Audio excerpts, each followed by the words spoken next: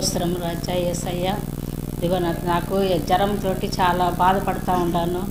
అప్పుడు నేను వచ్చేసి మా పిల్లకాయలందరూ హాస్పిటల్కి రమ్మంటే నేను రానని చెప్పేసి ఎంతో ప్రేయర్ చేసుకుంటాను. నేను దేవుడే నన్ను కాపాడాలని చెప్పేసి నేను ప్రేయర్లో ఉన్నాను. నేను హాస్పిటల్గా దేవుడు నన్ను స్వస్థపరిచాడు. అదే మరి వచ్చేసి మా అన్న కొడుకు కూడా యాక్సిడెంట్ అయ్యి దెబ్బ తగిలి ఉంటే నేను కూడా వచ్చేసి పోకుండా నా దేవుడిని నేను పంపిస్తున్నానని చెప్పేసి మా అన్న కొడుకు సావు బతుకుల్లో వచ్చేసి స్వస్థపరిచాడు. దేవుడు మాకు ఎంతో అద్భుత కార్యాలు చేసినందుకు దేవుడికి నంది. దేవుడి నామానికి స్తుతులు స్తోత్రాలు చేస్తున్నాను. మా బావ కూతురికి కడుపులో గడ్డ ఉన్నదని చెప్పి ఎంతో దెక్కలు తిరిగినము. అందరూ ప్రార్థన చేసిండ్రు. అయితే దేవుని దయ వల్ల మరి గోస్ హాస్పిటల్లో మాకుండా మాలదని వాళ్ళు రాయపేట హాస్పిటల్కి పంపారు. అయితే రాయపేట హాస్పిటల్లో 40 రోజులు ఉన్నది. ఆపరేషన్ చేసి పంపారు. బాగా దేవుని నామానికి స్తోత్రాలు. సాక్ష్యం దేవుని పరిశుద్ధ నామానికి స్తోత్రం. ఇక్కడికి వచ్చి మేము 1 నెల అయిపోయింది. అయినా కానీ ఈ కూడిక అనుకుంటూ ఉన్నారు, కానీ నాకైతే చేస్తారో చేయరని నాకు ఒక మనసులో ఒక భారంగా ఉంది. అవతల మాట్లాడినప్పుడు మనం అందరం కలిసి ఈ కూటాన్ని జరపడమని చెప్పినప్పుడు నిన్న మొన్నప్పుడు వర్షం కురిసేటప్పుడు కూడా బాధగా ఉన్నది. యేసయ్యా ఈ తెరువులో ఎట్టయినా కానీ ఈ కూటం నువ్వు జరిపించాలయ్యా, మాది కాదయ్యా, నీ చిత్తమయ్యా అని చెప్పి ప్రార్థిస్తుండగా దేవుడు ఒక కృప ఇస్తున్నాడు. అదేవిధంగా నాకు 1 నెలగా బలహీనతగానే ఉన్నది. ఈ దినమంతా కూడా నేను ఎంతో బలహీనరాలుగా ఉన్నా. యేసయ్యా ఈ దినంలో నేను అక్కడ కూర్చొని ఆ ఆరాధనలో ఒక సాక్ష్యమైన నేను చెప్పాలయ్యా, నీ బిడ్డగా నేను ఉన్నందుకు ఒక బలహీనతలో నుంచి నన్ను తొలగించి నన్ను కాపాడమని యేసు నామంలో ఈ చిన్న ప్రార్థన నాకు ఇచ్చినందుకు, ఈ సాక్ష్యం ఇచ్చినందుకు దేవునికి స్తోత్రం. దేవుడికి పరిశునామానికి స్తోత్రం. సరిగా వచ్చి ఊర మీద నిలబడుకొని ఉన్నాడు. ఎక్కడి నుంచి వచ్చిందని తెలవాల. కారుడు వచ్చి మా నాయన కొట్టి కుడి కాలు కుడి చెయ్యి షోల్డరు రెండుమే కుడి దెబ్బ రైట్ సైడ్ ఫుల్గా అట్నే ఈ సైడ్ ఫుల్గా దెబ్బలుదా. ఈ మోకాలు ఇరిగింది. అట్నే ఏం చేయాలని తెలవాల. నాకే వచ్చి డానీదా చెప్పిండు, మరిగా నాయనకి యాక్సిడెంట్ అయింది మరి కానీ ఎర్రా అంటే మరి వినంబకంలో అని చెప్పిండు. ఎమ్మటే వచ్చి జిహెచ్కి పోయినాం. మేము అది పోయి చూస్తే మా నాయన్ని నా వల్లే చూడడం వల్ల ఈ చెయ్యి షోల్డర్ తగ్గి కాళ్ళు అంతా ఎత్తన మాలకుండా చాలా ఇబ్బందిలో ఉన్నాడు. అయితే నేను ఆ రోజు కూడా అయ్యగారికి చెప్పాలా, ఏం చేయాలని నాకు అర్థం కాల. అయితే వచ్చి దేవుడి దయ వల్ల మళ్ళీ ఎమ్మటే పోయి స్కాన్ ఎత్తినాము, ఎక్స్రే ఎత్తినాము, అన్నీ చూసినాము. వాళ్ళు చెప్పేసిండ్రు కాలు ముట్లో విరిగింది, ఆపరేషన్ చేస్తే వాళ్ళ 1 వారం అవుద్ది ఆపరేషన్ చేసేదానికి. షోల్డర్ ఏం చేయను మళ్ళీ నిండ్రు. దాని తర్వాత ఏం చేయాలని తర్వాత దాని తర్వాత సార్ గారు సార్ చెప్పినమంటే వచ్చిండ్రు ఆ దగ్గరికి.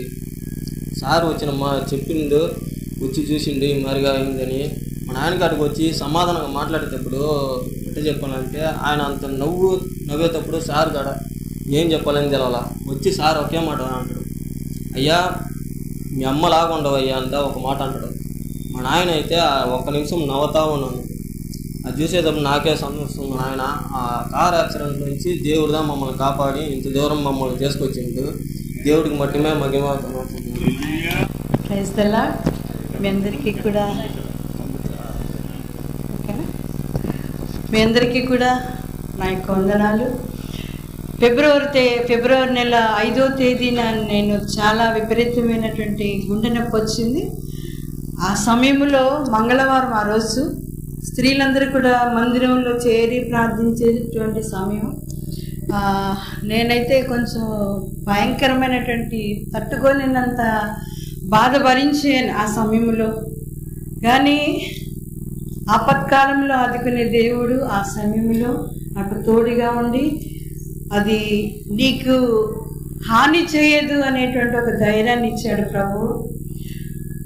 ఒకటి, దేవుని యొక్క వాగ్దానము మనం నమ్మినప్పుడు ఆ వాగ్దానమే మనల్ని నెరవేరుస్తుంది, మనకు తోడుగా ఉంటుంది.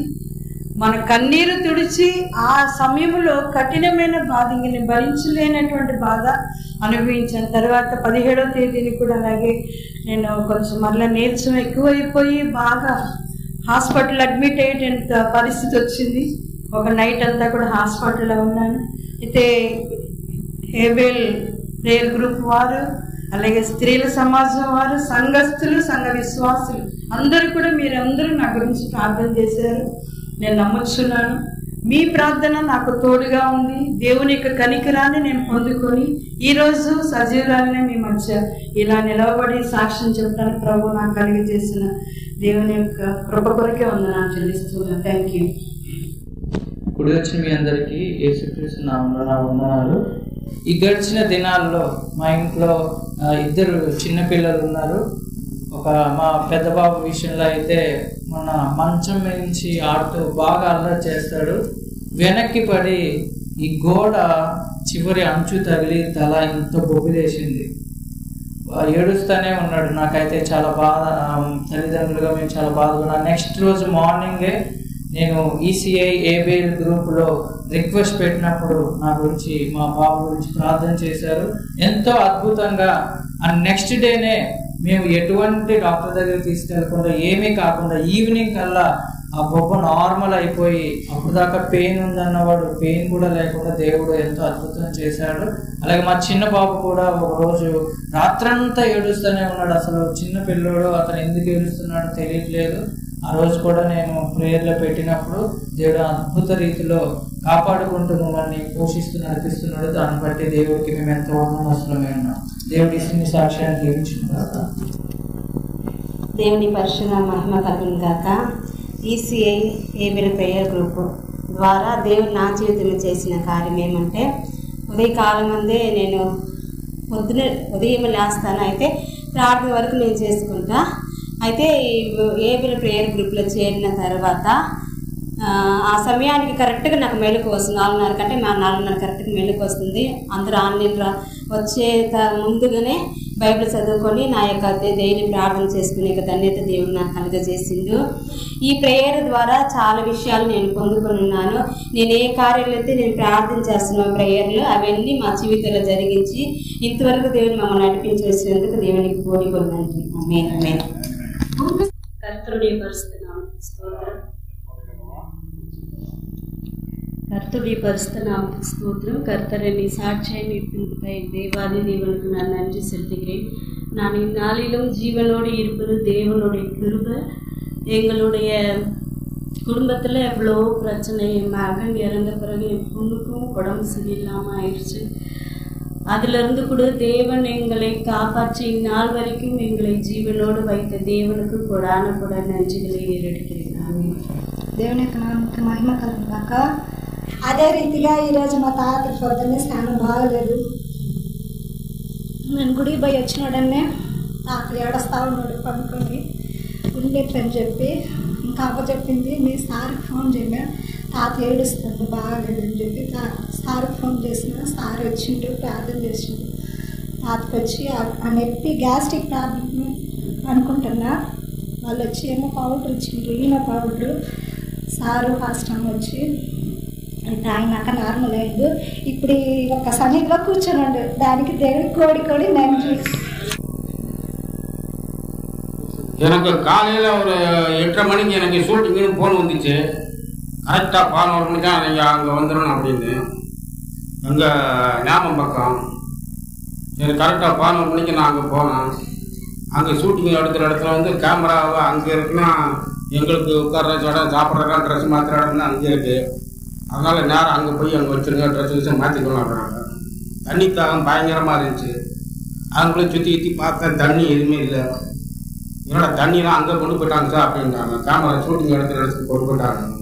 எனக்கு தண்ணி தாகம் பயங்கரம். 11 மணிக்கு வண்டியில் போனதுனால தண்ணி தாகம் பயங்கரமாக இருந்துச்சு. உடனே அந்த ரூமுக்குள்ளே ஒரு சந்து மாதிரி இருந்துச்சு. அந்த சந்தில் வாடியில் 3 பாட்டில் தண்ணி இருந்துச்சு. ஆகா, இந்த தண்ணியாக குடிக்கலாமா அப்படின்னு சொல்லி போய் அந்த ஒரு பாட்டில் தண்ணி எடுத்தேன். தண்ணி எடுத்த உடனே திறந்து இப்படி வாயில் வச்சேன். டக்குன்னு எனக்கு ஒரு ஸ்டக்காகி நின்றுச்சு. சரி, இன்னும் நம்ம குடிக்க போகிறோம்னு கீழே ஊற்றி பார்த்தா முறையாக வருது. அது வந்து ஆக்சிலேட்ரு. நல்ல வேலை கடவுள் நம்ம தப்பி வச்சுட்டாரு. அப்படியே நான் ஊற்றிக்கணும்னு வச்சுக்கோங்க. அப்படி வைக்கும் போது எனக்கு டக்குன்னு ஸ்டக் ஆயிடுச்சு. உடனே அப்போ ஏதப்போ எனக்கு தடுக்கிற மாதிரி ஒரு அறிவு தோணுச்சு. உடனே டக்கு கீழே ஊற்றினோன்னா முறையாக வந்துச்சு. எப்பா நான் தப்பிச்சுக்கிறேன், எனக்கு மறு உயிர் வந்துச்சு, இல்லைன்னா வாய் பூரா வெள்ளையா இருக்கும், முகம் பூரா இதாக இருக்கும். அதனால அந்த ஒரு கட்டத்துல இருந்து தப்பிச்சுட்டு ரொம்ப சந்தோஷப்பட்டேன். కావస్తున్నదండి. కొద్దిసేపు దేవుని వాక్యాన్ని విందాం.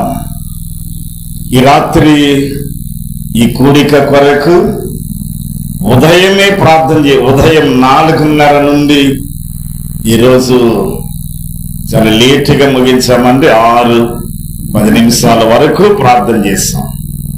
వేయబడిన చాపలు మొదలుకొని మీరు వచ్చి కూర్చుండే ఆ స్థలంతో సహా దేవదూత ఆశీర్వదించినట్లుగా నాకున్న నమ్మిక, చెట్టు కింద కూర్చుండి ఆలోచన చేస్తున్నారని తలగీరుకుంటా నతానియేలును దేవుని గురించి మాట అనుకుని చెట్టు క్రింద కూర్చుండి ఆలోచన చేస్తూ ఉండగా ఎక్కడో కూర్చున్న ఆ పరిశుద్ధుని నేత్రాలు చూడగలిగిన అదే మాదిరిగా యేసయ్య నీ బిడ్డలు వచ్చి ఏబీ నగర్ అనగా అంబేద్కర్ నగర్, భారతీయ నగర్ లో జరిగే prayer festival, ECI Abel prayer festival ప్రార్థన పండుగకు వచ్చి కూర్చుండే వారిని ఆశీర్వదించమని ప్రార్థించిన ప్రార్థన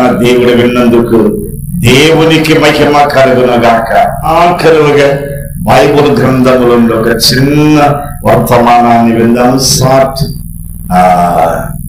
వీడియో మెసేజ్ మాదిరిగా ఈరోజు మీ మధ్య చేయబోయే దైవ సందేశం యొక్క అంశం ఏదనగా నో పెయిన్ నో గెయిన్. నొప్పి లేకుండా ఫలితం అనుభవించలేనండి, శిక్ష అనుభవించకుండా విడుదల పొందలేను. కాబట్టి ఆంగ్లంలో ఒక సూత్రం ఉందండి, no pain no gain, no pain no gain. ఈ యొక్క చిన్న మాటను ఆధారం చేసుకొని పరిశుద్ధ గ్రంథములో ఏమి వ్రాయబడి ఉన్నది? కుడి వచ్చిన దేవుని యొక్క ప్రియమైన కుటుంబీకులారా, పరిశుద్ధ గ్రంథమందు మనం ఈ క్రిస్మస్ దినాలలో, ఈ శిలువ ధ్యాన దినాలలో ఒక పేరు మర్చిపోతూ ఉంటామండి. ఏం పేరు చెప్పండి? క్రిస్మస్ దినాల్లో ఎన్నో పాఠాలండి. మరియమ్మ మీదే పెద్ద మరియమ్మ, చిన్న మరియమ్మ, ముళ్ళు మరియమ్మ, పుట్టిన మరియమ్మ, పుట్టబోయే మరియమ్మ, మరియమ్మ మరియమ్మ మరియమ్మ మరియమ్మే పాడి మరియమ్మను అరగదీసేస్తామండి.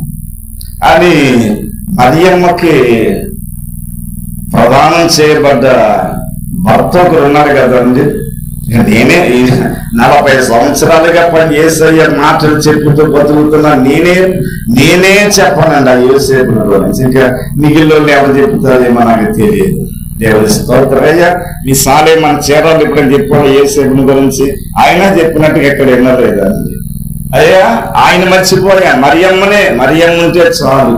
దేవుడి స్తోత్రం. నాకు కూడా మా పెద్ద మరియమ్మ ఉంటే చాలండి. ఇప్పుడు గుడి కడుతున్నాం, ఏ 10,000 బతికి వస్తుందా, 20 ఆదివారం ఎప్పుడు వస్తుందా అని కంటి మీద నిద్ర రావటం లేదనుకోండి. దేవుడి స్తోత్రం. ఈ శిలువ ధ్యాన దినాలలో శిలువను గురించి నాకు లాంటి పిచ్చోళ్ళు ఉన్నారనుకోండి, ఇక పాడినాది, ప్రార్థించినది, లేచినది, కూర్చున్నది, వేరే పాట ఏదన్నా ముచ్చటగా పాడతామంటే ఆపించేస్తారండి. అయ్యా ఇదొక నిష్ఠూరం, ఈయన ఎప్పుడు పోతాడా అని ఎదురు చూసేవారు కూడా లేకుండా పోలేదు. ఈ శిలువ ధ్యాన దినాలలో కూడా ఆయన పేరు ఎత్తమండి. ఎవరా పేరు చెప్పగలరండి? ఈ వాక్యం మీకు ఇప్పుడే ప్రజెంటేషన్ చేస్తానండి. ఈ శిలువ ధ్యాన దినాలలో ఈస్టర్ పండుగ వరకు ఎన్నో ప్రసంగాలు వింటాము కానీ ఆయన పేరు మాత్రం మనం పలకం. ఎవరండి? ఏనా? యోసేపు అది కిస్మిస్ పండక్కి పలికే పేరండి, ఇప్పుడు కాదు. దేవుని స్తోత్రం. యేసు ప్రభువారు శిలువ మోసుకుంటూ వెళుతూ మొయ్యలేక 135 కిలోల బరువైన పచ్చి మ్రానుతో చేయబడినటువంటి శిలువ. నెల్లూరు వాస్తవ్యులు బైబుల్ బార్కలే కామెంటరీని తెలుగులోనికి తర్జమా చేసిన గనులు రామాంజనులు అనబడిన మహా గొప్ప వ్యక్తి ఆయన వ్రాసినటువంటి కామెంటరీస్ లో యేసు ప్రభుని సిలువ వేసిన చోటకు 250 లక్షల మంది వచ్చారట. అంతమందిలో 135 కిలోల పశ్చిమ్రానుతో చేయబడిన సిలువ 40 మందికి పైగా బలమైన పురుషులు ఎత్తలేని భారమైన సిలువను ఆయన భుజం మీద వేసుకొని ఆ ప్రభువుని కొరడాలతో కొడుతూ చిల్లమండలు రాళ్ళు రప్పల మధ్య నడవలేక నడుస్తూ తూలుతూ లేస్తూ ఆ సిలువ ఆయన మీద పడిపోయి ఆ సరస్సులో కూర్చున్న ముందు మరింతగా లోతుకు దిగిపోయి వేదన చెందుతూ ఉండగా హెబ్రీయులకు రాసిన పత్రిక 13వ అధ్యాయము 12వ వచనం, శిబిరం వెలుపల ఉన్నదండి. గొల్గొతా కొండ యొక్క శిబిరం. గొల్గొతా అనగా కపాలము అని అర్థమా. ఆ స్థలం వరకు ఇతగాడు దీన్ని మోయలేడే. కావున ఎవరు మోస్తారు, ఎవరు అక్కడ వరకు ఇతన్ని ఈ యొక్క సిలువను మోస్తారని అటు ఇటు తూర్పు నుండి పడమరకు, పడమర నుండి దక్షిణానికి, దక్షిణ నుండి ఉత్తరానికి నలుదిశల దేవుళ్ళగా ఎక్కడో దూరాన్న బెదురు చూపులతో భయపడుతూ కలవరముతో ఒక పల్లెటూరి పడుచువాడు వెళుతూ ఉన్నాడటండి. అతని పేరే కురేనీయుడైన సీమోను. మన సీమోన్ సెంచే కదండి, అది పేరు చిన్నప్పుడు సీమోన్ అని పెట్టాను.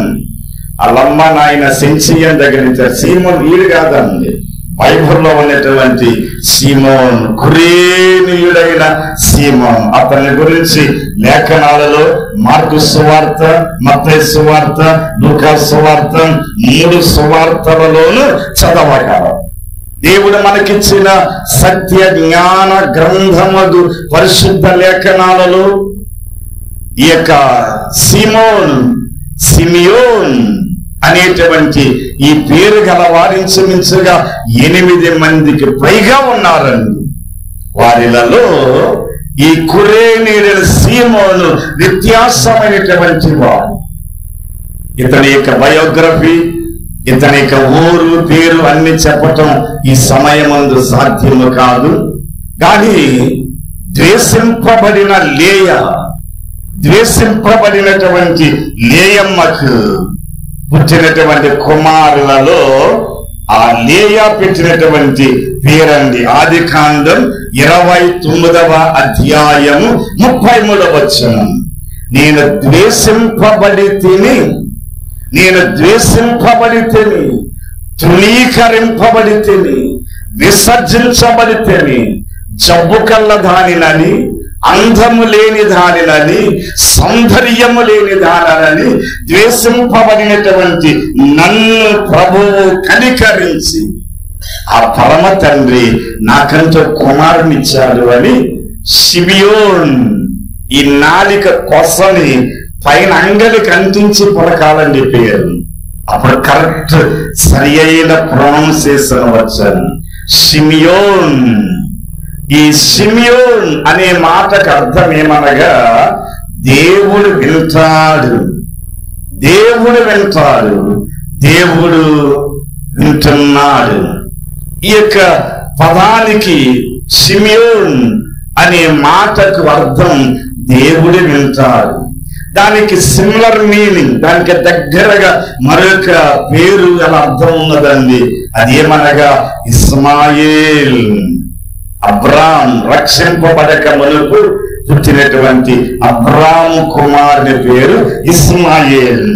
ఆదికాండము దేవుని పరిశుద్ధ లేఖనాలలో ఆ మాట స్పష్టముగా వ్రాయబడి ఉన్నదాన్ని. ఆదికాండము 16వ అధ్యాయాన్ని వరుస క్రమంగా 1 by 1 చదువుకుంటూ వచ్చిన ఎడల అందు మీరు చూడగలరు.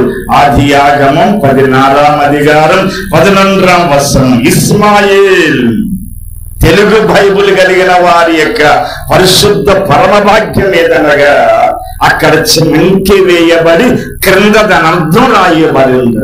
మర్చిపోకండి వీలారా, బైబుల్ చదువుతూ ఉండగా ఆ పదాల దగ్గర ఉన్న ఒక్కొక్క వచనాన్ని ఆ పదానికి పైన ఉన్న చిన్న సంఖ్యకు క్రింద ఒరిజినల్ మ్యాన్స్క్రిప్ట్ ప్రాచీన ప్రతుల యొక్క అర్థం రాయబడి ఉందండి. దేవుడు వినును. ఇస్మాయేల్ అనగా దేవుడు వినును, నా అంగలార్పును దేవుడు వినను, నా రోదన ధ్వని దేవుడు వినను, నా కన్నీటిని దేవుడు వినను. ధారలుగా ధారలుగా ధారలుగా ధారలుగా ప్రవహించుచున్నటువంటి నా హృదయ వేదన దేవుడు వినను. ఎనికైన్ నేను ద్వేషింపబడితే. ఈ రాత్రి ఈ కూటానికి వచ్చినటువంటి మీలో ఎంతమంది వ్యక్తిగతంగా, బహిరంగంగా, రహస్యంగా, కుటుంబ పరంగా మీరు ద్వేషింపబడుచున్నటువంటి ఆ వేదన, ఆ రోదన అనుభవించేటువంటి వారు మీలో ఉన్నారు. దేవునికి స్తోత్రం. ఒకప్పుడు మెచ్చబడ్డావు, ఒకప్పుడు ఎంతో ఎంతో గనురాలుగా పేరు పొందావు. ఇప్పుడు నీవు ద్వేషింపబడుచున్నావా, ధృవీకరింపబడుచున్నావా, విసర్జింపబడుచున్నావా, నీ ముఖం చూస్తానికి అసహించుకొనుచున్నావా? నీ ఇంటి వారు నీతో పలకరించటానికి కూడా ఇష్టం లేకుండా ఎడమొఖం పెడమొఖంగా పోయేటువంటి వారు ఉన్నారా? Jesus loves you tonight. దేవుడు నిన్ను ప్రేమించుచు ఉన్నాడు సుమా.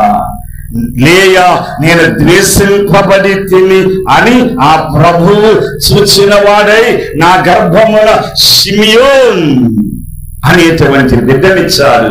దానికి అర్థం పెట్టిందండి హెబ్రీ భాషలో, దేవుడు వింటాడు నీ ప్రార్థన. అమ్మా, దేవుని ప్రార్థన వింటాడు. ఆ ప్రభువులోనికి చూచి అంగలార్చి ప్రార్థన చేయగలవా? ఆ ప్రభువులోనికి చేరి నీ గుండెలు బాదుకుంటూ రామాలు అంగలార్పు వినబడును. రామా అనేటువంటి పదం బైబుల్ గ్రంథములు 38 సార్లు రాయబడిందండి. 37 సార్లు పాత నిబంధనలు, ఒకసారి కొత్త నిబంధనలు. రాహేలు తన యొక్క బిడ్డల కొరకు, రాహేలు తన యొక్క కుటుంబము కొరకు, రాహేలు తన జీవితము కొరకు అంగలార్చినటువంటి ఆ రామా అంగలార్పు నీదైతే దేవుడు నీ కొరకు చేసిన త్యాగం. చెప్పారు కదండి, 8 కుటుంబాలకు పైగా ఒక్కొక్క బిడ్డ 2 ఇద్దరిద్దరు బిడ్డలు కలిగి కుటుంబాలు విడిపోయారండి. ఎంతకాలం ఈ విధమైన ఎడబాటు జీవితాన్ని కలిగి జీవిస్తారండి. సమాజం వారిని ద్వేషించటం లేదా? సమాజం వారిని నిరాకరించటం లేదా? చక్కని భర్తను వదులుకొని ఒంటరిగా జీవిస్తుంది ఏ కాలది. దీనికి సిగ్గు సీము నెత్తురు లేదని ఒకవేళ పబ్లిక్ గా అనకపోయినా మనసులో అనుకునేటువంటి వారు కోకొల్లంగా ఇదే ఖమ్మం ఏరియాలో లేరండి. ద్వేషింపబడుచున్నటువంటి వారమైన మనలను ప్రేమించి ఆ ద్వేషాన్ని ఆశీర్వాదకరంగా మార్చడానికి. ప్రియ సహోదరి సహోదరుడా, ఇది మాత్రమే కాదండి, మనం చూసినటువంటి లోకం మనం ద్వేషించింది, మనం తృణీకరించింది, మనం విసర్జించింది, మనల్ని లెక్క చేయలేదండి. ఎన్నిక చేయనటువంటి రీతిలో, కులపరంగా, ఉద్యోగ రీతిలో మనం అణిచివేయబడుచున్నాం. అణిచివేయబడుచున్నటువంటి వారమైన మనలను పైకి లేవనెత్తటానికి ఆ పరమ తండ్రి సిలువను మోసుకుని వచ్చి ఆ ద్వేషమును తొలగించి వేశాడు. చప్పట్లు కొట్టి యేసయ్య నామాన్ని ఘనపరచుదముగాక. ఎందుకయ్యా ఈ యొక్క శిలువ ధ్యాన కూటాలు అనగా నిన్ను ద్వేషించే లోకములో నిన్ను పైకి లేవనెత్తటానికి. ఎఫెసీయులకు రాసిన పత్రిక 2వ అధ్యాయం 16వ వచనం. ఎఫెసీ 2:16 చదవగా అక్కడ పరిశుద్ధుడైనటువంటి పౌలు ఎఫెసీలో ఉన్నటువంటి పరిశుద్ధులైన వారికి రాస్తున్నారండి. ఒకప్పుడు మీరు అపరిశుద్ధులు, ఒకప్పుడు మీరు ద్వేషింపబడిన వారు, ఒకప్పుడు మీరు విసర్జింపబడినటువంటి వారు, ఒకప్పుడు మీరు ఎన్నిక చేయబడినటువంటి వారు. ఎఫెసీ పట్టణస్థలారా, నీ ఊరంతా కూడా విగ్రహాలే కదా, నీ ఊరంతా విగ్రహాలే. కనబడ్డ ప్రతిదానికి దండాలు పెట్టారు, పూజలు చేస్తారు, నమస్కరించారు. అటువంటి వారమైనటువంటి మిమ్మల్ని రక్షించటానికి పరముని విడిచి భూలోకానికి వచ్చిన ఆ పరమ తండ్రి ఆ ద్వేషాన్ని, ఆ విసర్జనను దూరపరచటానికి అపోస్తలులు 17వ అధికారం, అపోస్తలులు 17వ అధ్యాయం ఎఫెసీ పట్టణం యొక్క చరిత్ర రాస్తున్నారండి. ఊరు పేరు లేకపోయినా కానీ మీరు పూజ చేశారే, మీరు పూజించారే, మీరు చేతులు దండం పెట్టారే, అన్నంగా తెలియబడని దేవునితో సహితం ఆరాధన చేయగా మీకు జ్ఞానోదయాన్ని కలుగ చేయటానికి, మీకు పశ్చాత్తాపం కలుగ చేయటానికి, నిజ దేవుని గుర్తెరగటానికి ఆ పరలోకపు తండ్రి శిలువ ద్వారా మీలోనికి వచ్చి మిమ్మల్ని ద్వేషించే ఈ లోకములో నుండి పవిత్రులుగా చేసి ప్రార్థనా పరులుగా ఆ యొక్క పరమ తండ్రి మేము దీవించాం. చప్పట్లు పెట్టి దేవనామాన్ని మహిమపరచదముగా. Hallelujah, hallelujah. No pain, no gain. మా నిమిత్తం ఆ శిలువను మోసుకుంటూ వచ్చి శిలువ మీద వేలాడదీయబడ్డారండి. అసహ్యమైన మరణం, మానవ నేత్రం చూడలేని మరణం. ఏ నరుడు కూడా, గుండె ఉన్న ఏ నరుడు, శ్వాస ఉన్న ఏ నరుడు కూడా చూడలేని కఠోరమైన మరణాన్ని అనుభవిస్తూ ఉండగా దప్పిగా గొలుచున్నాను అనే మాట పలికిన వెంటనే ఎవరో ఒకడు పరిగెత్తుకుని వెళ్ళి ఆ యెరూషలేము పట్టణానికి దూరంగా ఉన్న శిబిరం, ఎబ్రీ 13:12 దూరంగా ఉన్న శిబిరం మీద ఒక డబ్బా ఉండగా అక్కడ ఒక డబ్బా నిండా చిరకా ఉండునండి. పుల్లగా, తీయగా, పుల్లగా కుంకుడుగాయలు. ఇప్పుడు ఎవరు వాడటం లేదు కుంకుడుగాయలు. ఓకే, మీరు ఎవరైనా వాడాలనుకుంటే జైలు అమ్మమ్మకి చెప్పండి, తెచ్చిస్తారండి. ఆ కుంకుడుగాయలు పులుసు మాదిరిగా చేదుగా ఉంటుందండి. ఓకే, అది నోటికి తగిలిస్తే ఈ శరీరమంతా కూడా ముద్దు బారిపోతుంది. అంశాన్ని మనసులో పెట్టుకోనండి. ఆ చేదును గనక తగిలిస్తే బాధపడకుండా చచ్చిపోతాడండి. ఆపరేషన్ చేసేటువంటి వానికి మైకం ఇవ్వటానికి ఒక స్పెషలైజ్డ్ డాక్టర్ ఉంటాడండి. అలాగున ఆ యొక్క మరణ సమయంలో ఆ బాధ భరించలేక అంగలార్చుచున్నటువంటి ఆ పరిశుద్ధుని యొక్క పెదవులకు ఒక చిరకాను తగిలించగా 3 సువార్తలలో 3 రకాలుగా వ్రాయబడిందండి. కానీ సమయమందు అది చూడటానికి వీలు కాదు. కానీ చెప్పుచున్నాను, వచనాలు గుర్తు పెట్టుకోనండి. యోహాను సువార్త 19వ అధ్యాయం 30వ వచనములో చేదు చిరకాను తన నోటికి అందించిరి అంటే తాగుంటాడండి ఆయన, తాగే చూడాలండి. బట్ then again మత్తయి సువార్త 27వ అధ్యాయం 34వ వచనం, మార్కు సువార్త 15వ అధ్యాయం 23వ వచనం. దీనికి ముందుగా 69వ కీర్తన 21వ వచనం. దాహం వేస్తుంది అయ్యా, దాహం వేస్తుంది అంటే నాకు చేదు చిరకాను త్రాగనిచ్చిరి అని దావీదు ప్రవచనం నెరవేర్చబడటానికి మత్తయి సువార్త 27:34, మార్కు సువార్త 15వ అధ్యాయం 23వ వచనాలు చదవగా అందు రాయబడినటువంటి మాట ఏమనగా, ఆయన దానిని త్రాగనల్లకపోయాను.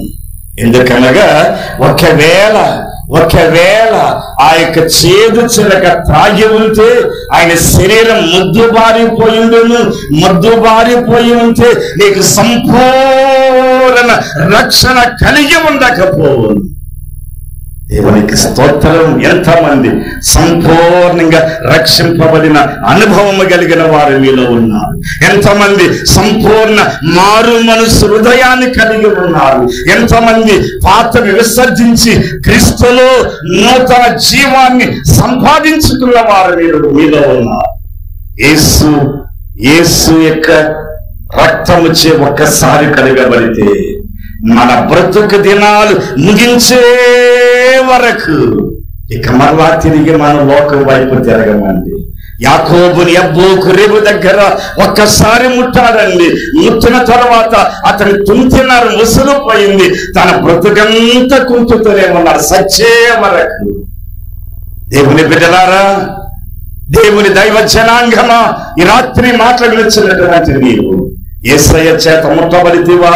యేసయ్య చేత నీవు నలపబడితివా? యేసుని రుచి చూచితివా? యేసు ప్రేమ ఏదో నీ మెరిగితివా? ఆలోచన చెయ్యక రాత్రి. No gain. నీ కొరకు ఆయన మరణ శిక్ష అనుభవించాడు. కావునని మనం విడుదల నుండి ప్రభువును ఆరాధన చేయించి ఉన్నాం, స్తుతించు ఉన్నాం, వాక్యాన్ని చదువుతూ ఉన్నాం. మన యొక్క భారములన్నీ తొలగిపోయి పరిపూర్ణమైన సమాధానాన్ని పొందుకున్న వారిగా ఉన్నాం. ఈ రాత్రి ఒక వెంకరమైన మీలో నీ యొక్క వ్యక్తిగత జీవితంలో నువ్వు ద్వేషింపబడుచున్నావా? యేసు వైపు చూడు. విసర్జింపబడుచున్నావా? యేసు వైపు చూడు. ఏ స్థితిలో నీవు త్రొక్కివేయబడుచున్నావో ఆ స్థితిలో నుండి ఈ భూమి మీద లేవనెత్తేటువంటి వాడు ఒకే ఒకడు. ఆయనే ఆకాశానికి భూమికి మధ్య సిలువ వేయబడిన నజరేయుడైన యేసు. ఆ ప్రభు వైపుగా చూస్తే నీవు సంపూర్ణముగా రక్షింపబడగలవు. యేసయ్య ప్రవక్త ప్రవచించాలండి, బూదిగంతని వాసులారా, మీలో బ్రతకగోరు వాడెవడైనా ఉన్నాడా? రక్షణ పొందగోరిన వాడెవడైనా ఉన్నాడా? మారు మనసు పొందగోరిన వాడెవడైనా ఉన్నాడా? మరణము తరువాత నిత్య రాజ్యములో ప్రవేశింపగోరినటువంటి వారు ఎవడైనా ఉన్న ఎడల నా వైపు చూచి రక్షణ పొందది. ఈ యొక్క మహా సింహ గర్జన ధ్వని వినినటువంటి ఒకే ఒక ఆయన వైపు చూసి, యేసు నీ రాజ్యములో నన్ను జ్ఞాపకం చేసుకో, ఈ పాపిని క్షమించు ప్రభు అని ప్రార్థించగా లోక శాపాన్ని మోస్తున్న ఆ పరమ తండ్రి మెడ తిప్పలేక తిప్పొచ్చు, మెడ నరాలు లాగివేస్తూ కొట్టిన శీలలకు యవన నెత్తులు దారలై కారుచుండగా అతని వైపుగా తన మెడ తిప్పి ప్రభు పలికిన మాట, నీవు నాతో నేనెక్కడికి వెళ్ళుదనో అక్కడ నీవు ఉండు అని. నీవు ఉన్నటువంటి దీవెన పొందగలవా? No pain. నీ కొరకు బాధను అనుభవించిన వాడు, నిందను అనుభవించిన వాడు, మానవ నేత్రం మానవ నేత్రం చూడలేని కఠోరమైన మరణాన్ని అనుభవించిన యేసు నీకు విడుదలనివ్వటానికి, శాంతినివ్వటానికి, సమాధానం ఇవ్వటానికి, సుఖ జీవనం కలుగ చేయటానికి, సౌభాగ్య జీవితాన్ని అనుగ్రహించడానికి, సమృద్ధి అయిన ఆశీర్వాదములలో ఆశీర్వదింపబడటానికి నా తండ్రి నీ కొరకై సిలువలో వేలాడదీయబడ్డాడు. ఆయన వైపు చూడండి, పరిపూర్ణ శాంతిని యొక్క రాత్రిలో పొందుకోగలవు. ఏ బలహీనతలో ఉన్నా నీ బలహీనతలో ప్రభు బలమనిచ్చేవాడు. నీ చీకటి తొలగిపోవను. మారా వంటి నీ బ్రతుకలలో మధురమైన దేవుని యొక్క జీవ జలపు జుంటె తేనె ధారల వంటి ఆశీర్వాదం ప్రవహించాను. అందరిలో చిలబడదామండి. తల వచ్చి ప్రార్థన చేసుకుందాం. ప్రార్థన ఆయన వైపుగా చూడండి. నీవు నిలుచున్న స్థలములు, నీవు కూర్చున్న స్థలములు, వేకువజామున ప్రార్థించిన ప్రార్థన నీ హృదయములో ఒక రక్షణ మెరుపు, ఒక మారు మనస్సు మెరుపు, ఒక పాప క్షమాపణ నీ నోట నుండి వచ్చునుగాక. అయ్యా, ఈ రాత్రి ఎంతమంది నీ బిడ్డలు వచ్చి ఎక్కడెక్కడ కూర్చుంటారు, వారు కూర్చుండే స్థలాన్ని నీ పరిశుద్ధాత్మ శక్తి చేత ముందే మీరు అభిషేకించమని ప్రార్థించిన ప్రార్థన నా దేవుడు నెరవేర్చునుగాక. ఆ శిలువలో వ్రేలాడుచున్నటువంటి ఆ పరిశుద్ధుని యొక్క మహాఘోష చూడలేక సూర్యుడే చీకటి కమ్మి వేశారు. ఆ పరిశుద్ధుని యొక్క నెత్తురు చుక్కలు భూమి మీద పడుచు ఉండగా భూకంపము కదిలేను, సమాధులు తెరవబడేను, సృష్టి ఘోషించాను, అంధకారము కమ్మి వేశారు. నీ పిడికడు గుండెని యొక్క రాత్రి ప్రభు వైపుగా తెరవగలవా? నీ పిడికడు గుండెలు యేసయ్యా నేను పాపిని, నా పాపాన్ని బట్టి నా కుటుంబం ఈ విధమైన స్థితిలో దిగజారికి పోవచ్చు ఉంది.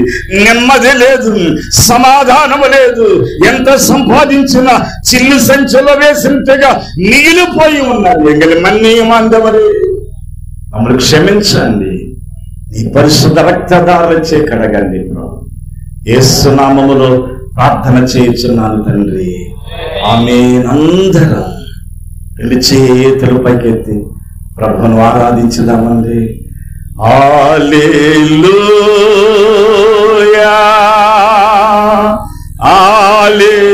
హల్లెలూయా, హల్లెలూయా. రెండు చేతులు ఆకాశ మండలం ముందున్న దేవునిలోనికి చాచిన వారమై హల్లెలూయా స్వరమెత్తి హల్లెలూయా,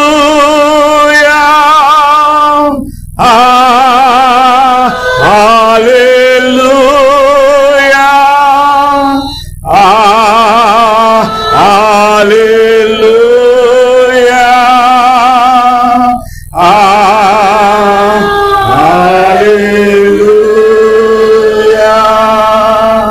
పరమ తండ్రి యొక్క శిలువ కిరణం మీ మీద ఉదయించి మీ గుండెల్లో రక్షణను కలుగ చేయనగాక. ఆమేన్.